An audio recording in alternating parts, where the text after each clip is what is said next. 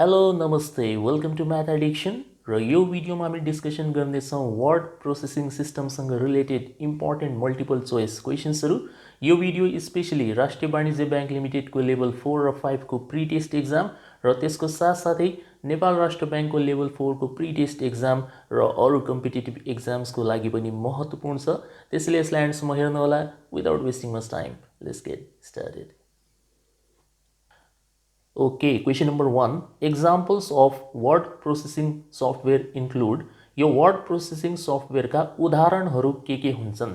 So यसको right answer हुन्छ option number ए MS Word, WordPad, Apple Works। यो चाहिँ हाम्रो word processing software को एक्जाम्पल्स हो, बाँकी चाहिँ होइन है त। Question number 2. Which of the following is not an essential function of a word processing software package? तल दिएका मध्ये कुन चाहिँ वर्ड प्रोसेसिङ सफ्टवेयरको बेसिक अथवा इसेन्शियल फंक्सनभित्र पर्दैन? सो यसको राइट आन्सर हुन्छ option number C indexing. Question number 3. In word processing a word is defined as.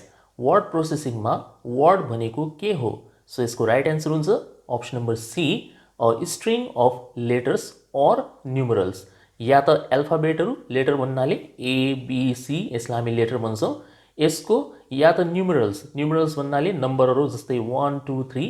So यिनीहरूको कम्बिनेसनबाट बनेको कुनै स्ट्रिङलाई हामी के भन्छौँ? वर्ड भन्छौँ भन्न खोजेको। ठिक। Question number 4. MS word comes under. So यहाँनिर हामीसँग चारवटा अप्सन छ, document production, graphics, DBMS, numerical analysis. So MS वर्डको काम हुन्छ हाम्रो document production. So option number A is the right answer. Question number 5. Or dash is an application software designed to compose and edit documents. So यसको right answer हुन्छ word processor. Word processor भनेको त्यस्तो application software हो जो कि specially डकुमेन्टहरू compose गर्नको लागि, मतलब तयार गर्नको लागि र तिनीहरूलाई एडिट गर्नको लागि रेडी पारिएको सफ्टवेयर हो। ठीक छ। Question number 6. dash can change the physical structure of the document. तल दिएको चारवटा अप्सन मध्ये कसले चाहिँ डकुमेन्टको फिजिकल स्ट्रक्चरलाई चेन्ज गर्न सक्छ? सो यसको राइट आन्सर हुन्छ अप्सन नम्बर बी फर्मेटिङ। फर्मेटिङमा तपाईँको जस्तै बोल्ड गर्ने, इटालिक गर्ने, अन्डरलाइन गर्ने है, यो सबै चिजहरू पर्छ। इन्डेन्सन मिलाउने, फन्ट साइज सानो ठुलो गर्ने, त्यसले गर्दाखेरि के हुन्छ? डकुमेन्टको फिजिकल स्ट्रक्चरमा चेन्ज आउँछ है त।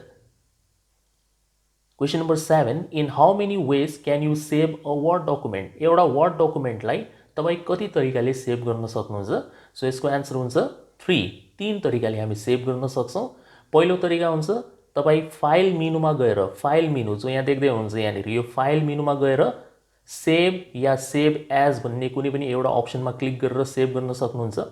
अर्को हुन्छ तपाईँ कन्ट्रोल एस सर्टकट की, या त यहाँनिर माथि यो आइकन बनेको छ यसमा क्लिक गरेर सेभ गर्न सक्नुहुन्छ। यसको पनि सर्टकट तपाईँको कन्ट्रोल एस नै हो। र थर्ड अप्सन हुन्छ हाम्रो F12 भन्ने की प्रेस गरेर पनि हामी डकुमेन्टलाई सेभ गर्न सक्छौँ। सो 3 वेज है त।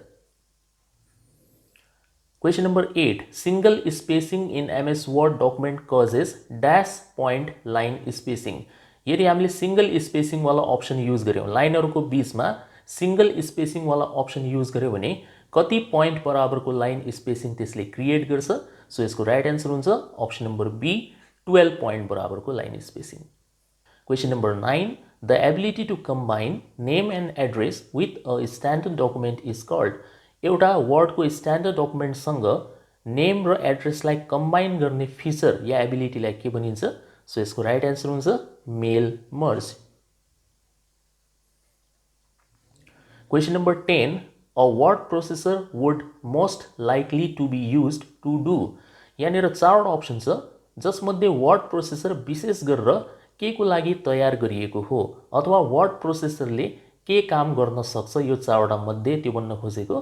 सो यसको राइट आन्सर हुन्छ option number D type a biography. किनभने वर्ड प्रोसेसरको काम भनेको तपाईँको डकुमेन्ट प्रिपेयर गर्ने हो र बायोग्राफी भनेको पनि के हो? आत्मकथा, जसमा कुनै पनि एउटा व्यक्तिले आफ्नो बारेमा लेख्छ। सो त्यो लेख्नको लागि चाहिँ वर्ड प्रोसेसर युज हुन्छ। टाइपिङ गर्ने फेसिलिटी यसले प्रोभाइड गर्छ। ठिक छ। Question number 11. What is gutter margin? Gutter margin भनेको के हो वर्ड प्रोसेसिङमा? सो यसको राइट आन्सर हुन्छ option number C gutter margin भनेको त्यो मार्जिन हो that is added to the binding side of a page when printing. पेजेसहरू प्रिन्ट गराएर यदि तपाईँ एउटा बुक छाप्न चाहनुहुन्छ भने त्यसलाई बाइन्डिङ गराउनुपर्छ। त्यो बाइन्डिङ गराउनको लागि ठाउँ छोड्नु पर्यो, त्यो ठाउँलाई हामी गटर मार्जिन भनेर भन्ने गर्छौँ। सो यो गटर मार्जिनको प्रयोग भनेको बाइन्डिङको लागि हेल्प गर्ने है त।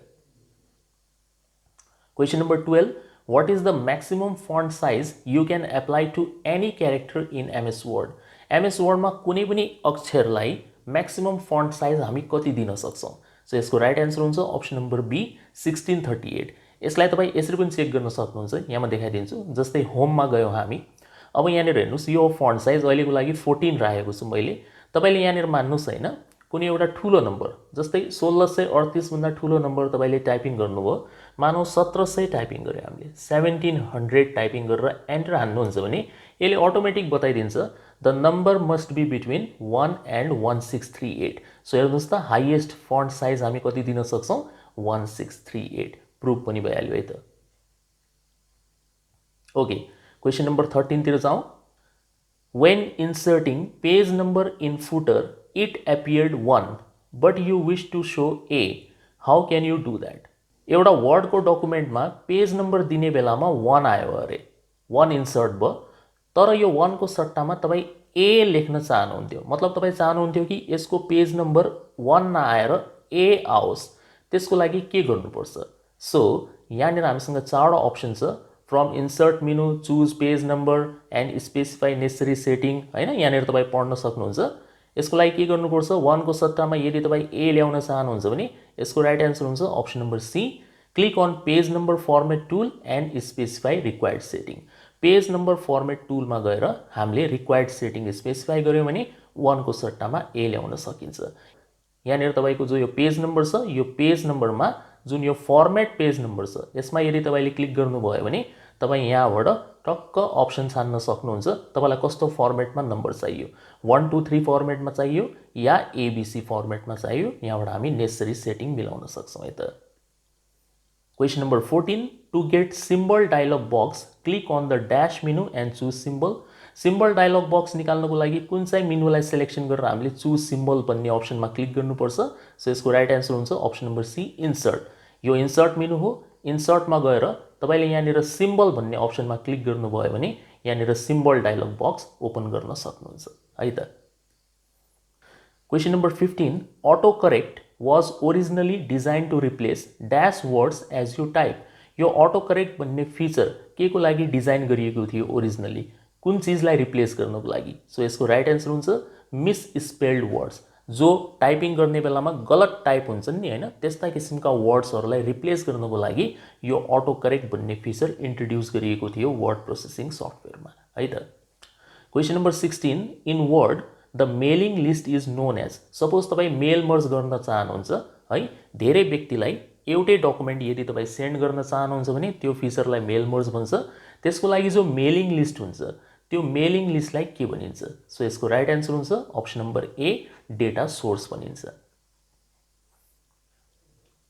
Question number 17, what is the default font size of a new word document version 2007 and above based on normal template.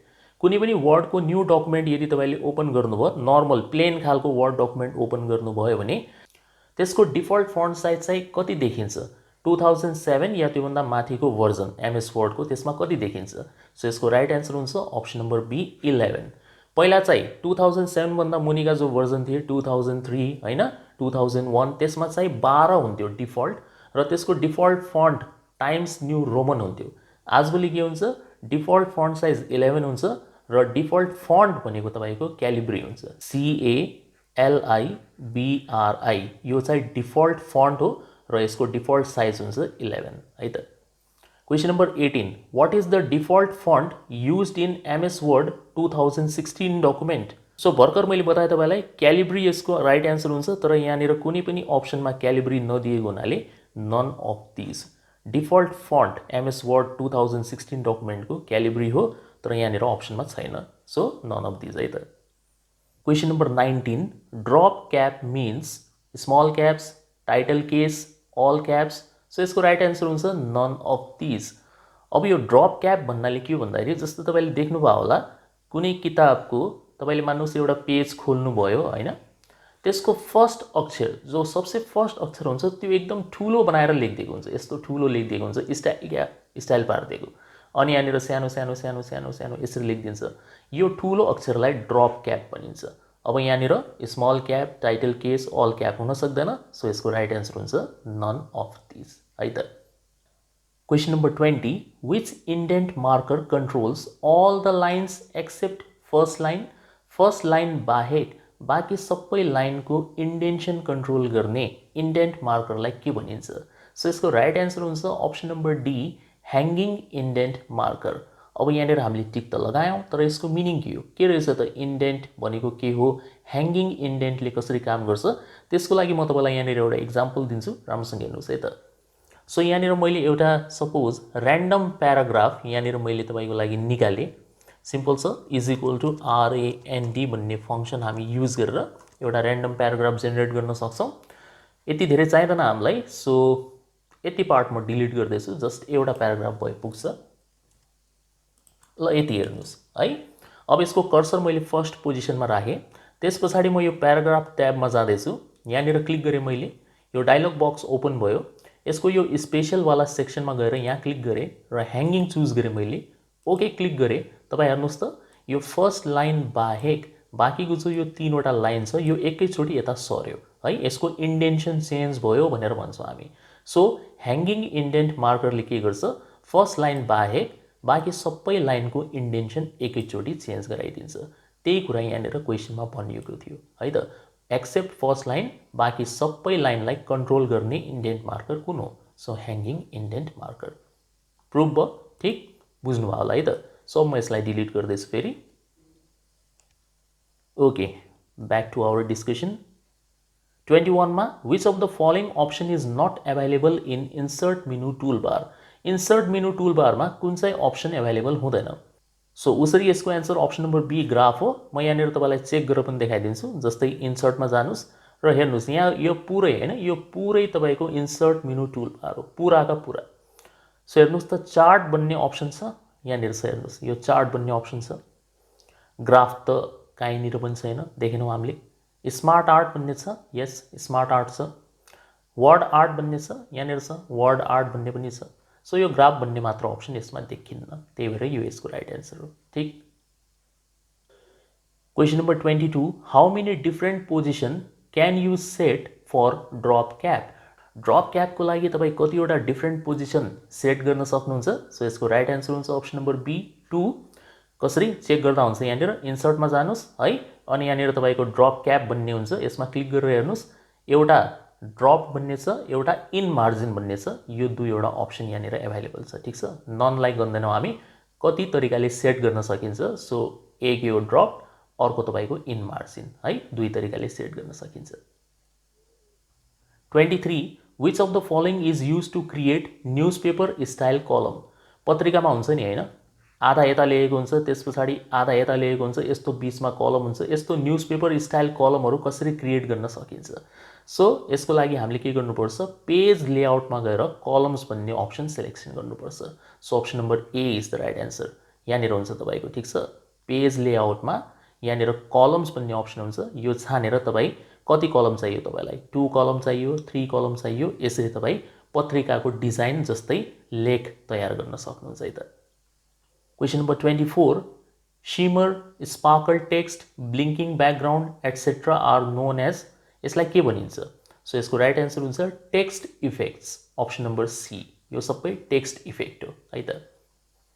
Question number 25, the feature of the Word that automatically adjust the amount of space between certain combinations of characters so that an entire Word document looks more evenly spaced is called?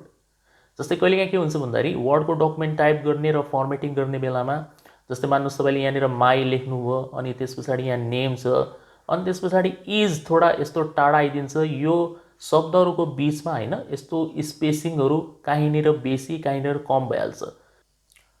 यो यस्तो बढी भएको स्पेसिङलाई मिलाएर पुरा डकुमेन्टभरि एउटै किसिमको spacing राख्ने प्रक्रियालाई के भनिन्छ वर्डमा?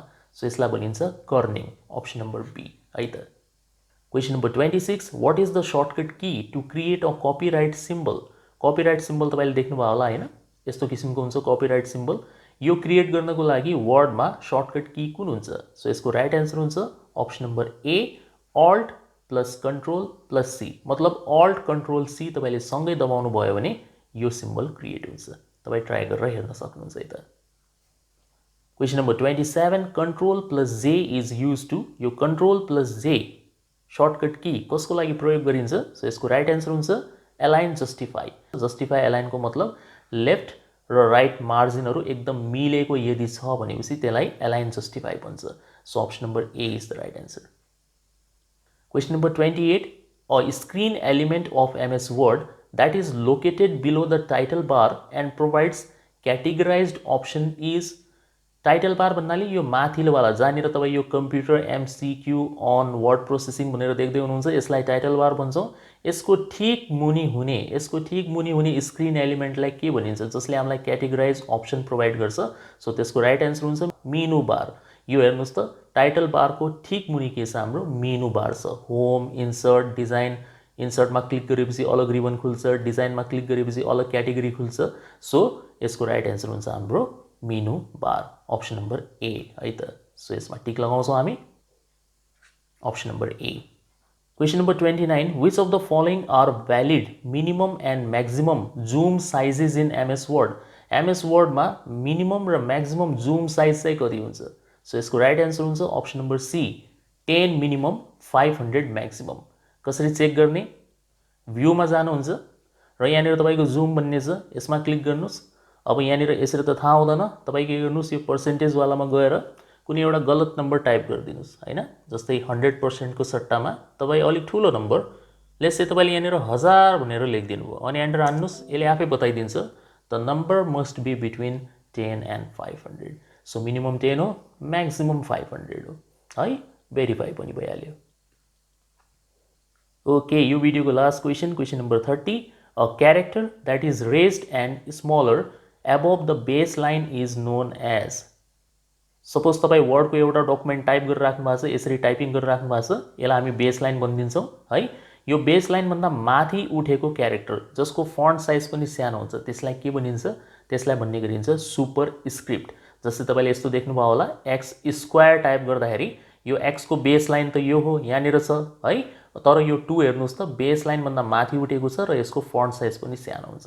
सो यसलाई के भन्छौं हामी? Super script. यही यसको आन्सर हो है त. ओके, यो भिडियोमा यति नै. होप यसमा एक्सप्लेन गरेको सबै क्वेशन्सहरु तपाईलाई राम्रो लागेको होला. यदि यो भिडियो मन परेको छ भने डेफिनेटली आफ्नो साथीहरुसँग शेयर गर्नुस् र अहिलेसम्म यदि तपाईले मेरो युट्युब च्यानललाई सब्स्क्राइब गर्नु भएको छैन भने प्लिज त्यसलाई सब्स्क्राइब पनि गर्नु होला. म यस्तै युजफुल भिडियोज लिएर तपाईको लागि टाइममा आउँदै गर्नेछु. अहिलेको लागि बिदा हुन्छु. Thank you for watching the video. See you soon in the next one.